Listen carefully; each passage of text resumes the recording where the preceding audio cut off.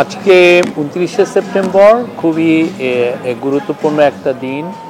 আজকে আমাদের chief adviser একটা গুরুত্বপূর্ণ মিটিং করেছেন ইউএন সেক্রেটারি জেনারেলের সাথে এবং সিনিয়র ইউএন অফিসিয়ালদের সাথে।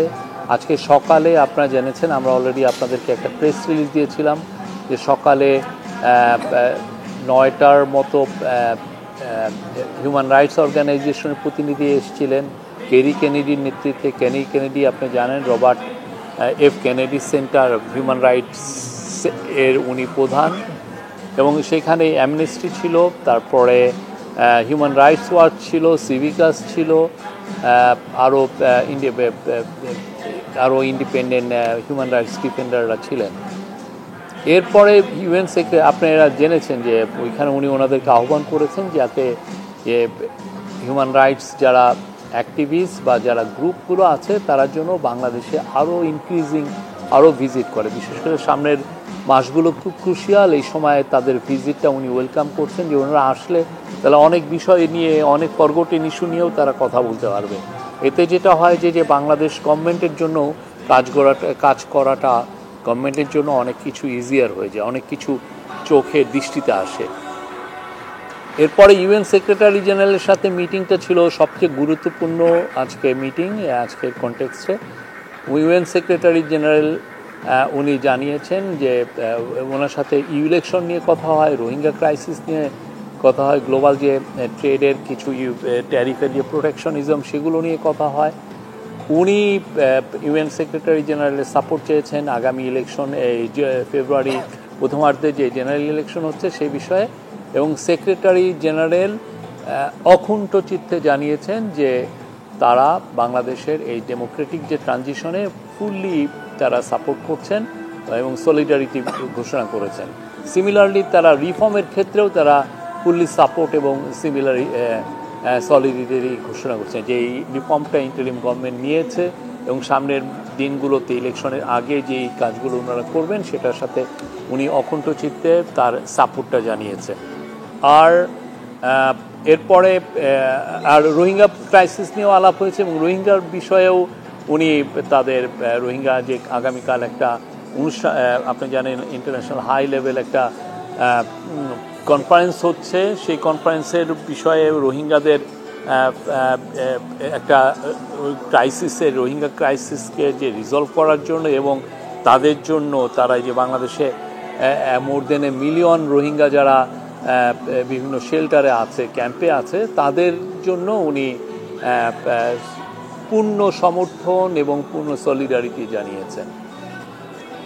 এরপরে চিফ অ্যাডভাইজারের সাথে অনেকগুলো মিটিং হয়েছে। প্রথমে মিটিং হয়েছে ফিলিপো গ্র্যান্ডি হচ্ছে ইউএনএইচসিআর এর বর্তমান প্রধান। তারপরে ক্যাথরিন রাসেল হচ্ছে ইউনিসেফের প্রধান। তারপরে ছিল জুলি বিশপ হচ্ছে মায়ানমার, ইউএনের মায়ানমার বিষয়ক উনি অ্যাম্বাসাডার। আর Julie Bishop former acting prime minister of Australia.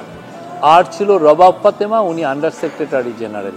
তো আমি রবাব ফাতেমার মূলত ক্যাথরিন রাসেল, ফিলিপো গ্র্যান্ডি এবং জুলি বিশপের সাথে টক্সের মূল ফোকাসটা ছিল রোহিঙ্গা ক্রাইসিস, এবং আগামীকাল যে রোহিঙ্গাদের বিষয়ে যেই হাই লেভেল কনফারেন্সটা হচ্ছে সেই বিষয়ে মিটিংয়ে পুরো 3টে মিটিংয়ে আলাপ আলোচনা হয়, কিভাবে রোহিঙ্গাদের এখন কি অবস্থা, রাখাইনে তাদের কি সমস্যা তারা ফেস করছে, এই যে গত 1.5 বছরে যে 1.5 লাখ রোহিঙ্গা বাংলাদেশে ভায়োলেন্স থেকে পালিয়ে এসছে সেটা নিয়ে আলাপ হয়েছে।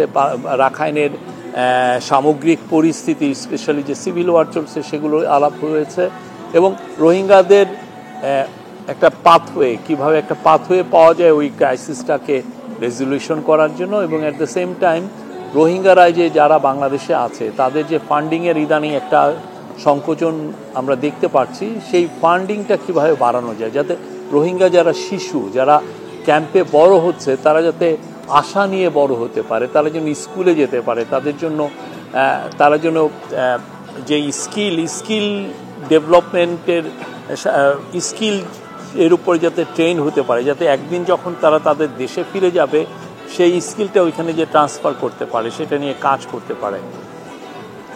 আর রবাব ফাতেমার সাথে ইম্পর্টেন্ট একটা মিটিং, রবাব ফাতেমা মিটিংয়ে জানিয়েছেন যে তারা বাংলাদেশ থেকে একটা রিকোয়েস্ট পেয়েছেন যে এলডিসি গ্র্যাজুয়েশন নিয়ে বাংলাদেশ তাদেরকে রিকোয়েস্ট করেছে, ইন্টারিম গভর্নমেন্ট রিকোয়েস্ট করেছে যে একটি রেডিনেস অ্যাসেসমেন্ট করার জন্য, আমরা এলডিসি গ্র্যাজুয়েশনের জন্য কতটুক রেডি সেটার একটা অ্যাসেসমেন্ট করার জন্য উনি বলেছেন যে ইউএন এখানে সাপোর্ট দিবে। এটা একটা ইন্ডিপেন্ডেন্ট অ্যাসেসমেন্ট, রেডিনেস অ্যাসেসমেন্ট হবে। এই ইন্ডিপেন্ডেন্ট এই এই অ্যাসেসমেন্টটা কন্ডাক্ট করবেন একটা ইন্টারন্যাশনাল এক্সপার্ট এবং একটা লোকাল কনসালটেন্ট, লোকাল এক্সপার্ট, দুইজনে মিলে কথা বলবেন। বাংলাদেশের যারা স্টেক হোল্ডার আছে, ইনক্লুডিং ধরেন ডোনার আছে, বাংলাদেশ গভর্নমেন্ট আছে, সিভিল সোসাইটি লিডার আছে, বিজনেসম্যান আছে, ফিনান্সিয়াল ইনস্টিটিউশনসগুলো আছে, এদের সবার সাথে তারা কথা বলবেন।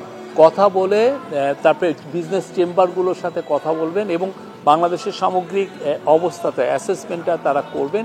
করলে তার উপরে এই ভিত্তি করে হয়তো বা পুরো বাংলাদেশের এখন কি অবস্থা, এটা এলডিসি গ্র্যাজুয়েশনের জন্য কতটুকু প্রিপার্ড, আদৌ প্রিপার্ড কিনা সেটা। রবাব ফাতেমা জানিয়েছেন যে বাংলাদেশের বিষয়ে তাদের যে ডেটাটা আছে সেটা 2 বছরের পুরনো, কিন্তু আপনি জানেন গত 2 বছর অনেকগুলো ঘটনা ঘটেছে। হ্যাঁ, সেই ঘটনার আলোকে উনিও মনে করছেন যে এই ইন্ডিপেন্ডেন্ট রেডিনেস অ্যাসেসমেন্টটা খুবই ইম্পর্টেন্ট। এটা বাংলাদেশের বিষয়ে তাদেরকে সবাইকে একটা ইনফর্ম একটা ডিসিশন নিতে সবাইকে হেল্প করবে। এবং রবাব ফাতেমার এই চিফ অ্যাডভাইজার এটাকে ওয়েলকাম জানিয়েছেন এবং উনি বলেছেন যে এই অ্যাসেসমেন্টের রেজাল্টটা সবাইকেই ইনফর্ম ডিসিশন নিতে হেল্প করবে। প্রথম যে মিটিংটা হয়েছে আর অ্যাসেসমেন্টটা শুরু হবে 1 মাসের মধ্যে হওয়ার আশা করা হচ্ছে, যে 1 মাসের মধ্যে এটা শুরু হবে এবং এটা কনক্লুড হবে মিড জানুয়ারিতে। না, আমরা একটা দেখছি যে যারা এই যে বাংলাদেশের থেকে বিলিয়ন ডলার যারা চুরি করে নিয়ে গেছে, তারা বিদেশে তো পালিয়ে গেছে এবং তারা দেখা যাচ্ছে যে বিদেশ থেকে এক ধরনের অর্কেস্ট্রেটেড মুভ নিচ্ছে যে বাংলাদেশের ইলেকশনকে বাংলাদেশে কীভাবে ডিস্টেবিলাইজ করা যায়। বাংলাদেশ নিয়ে তারা হাজার হাজার ডিসইনফরমেশন, ফেক নিউজের ক্যাম্পেইন করছে। তো ফলে এক ধরনের আমরা দেখছি যে পতিত স্বৈরাচার, তার দোসরগুলো এবং তাদের সাথে অ্যালাইড যারা ইন্টারন্যাশনাল ফোর্সেস আছে, তারা মিলে একটা মানে খুবই ওয়েল অর্কেস্ট্রেটেড মুভ, যে এই ইলেকশনটাকে কীভাবে বানচাল করা যায়, এই ইলেকশনকে কীভাবে প্রশ্নবিদ্ধ করা যায়, এরকম একটা আমরা মুভ দেখছি। সেই বিষয়ে আমরা সতর্ক আছি, আমরা কাজ করছি এবং এই বিষয়ে চিফ অ্যাডভাইজার সমস্ত ইন্টারন্যাশনাল যাদের সাথে বসছেন তাদেরকেও এটা জানাচ্ছেন। কেননা আমাদের জন্য সবচেয়ে ইম্পর্টেন্ট সামনে হচ্ছে ডেমোক্রেটিক ট্রানজিশন এবং খুব ভালোভাবে খুব উৎসবমুখর পরিবেশে ফ্রি ফেয়ার ইলেকশনটা কন্ডাক্ট করা এই ফেব্রুয়ারি মাসে। এটার বিষয়ে ইন্টারিম গভর্নমেন্ট প্রতিজ্ঞাবদ্ধ। এটা ওই মিটিংটায় তো আর এত কিছু থাকে না, উনি তার ফুল সাপোর্ট এবং সলিডারিটি জানিয়েছেন এ বিষয়ে। কিন্তু স্পেসিফিক তো অনেক পরে আলোচনা হয় বা একটু পরে আলোচনা হয়, এটা আরও ওনার থেকে মানে জুনিয়র লেভেলে আলোচনাগুলো হয় কি বা এটা হয়তো বা রেসিডেন্ট কোঅর্ডিনেটর যিনি আছেন তারা এটা দেখবেন।